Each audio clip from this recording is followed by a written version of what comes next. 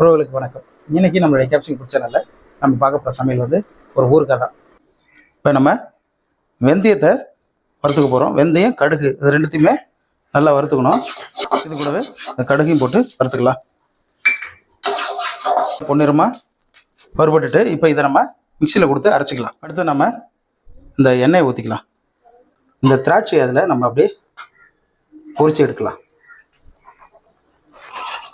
திராட்சை அப்படியே நல்லா வெந்து வந்துட்டு இப்போ நம்ம இந்த பொரிச்ச எண்ணெய் இருக்குங்க இல்லையா, திராட்சை பொரிச்ச எண்ணெய், அதுலேயே இந்த பூண்டை கொட்டிக்கலாம்.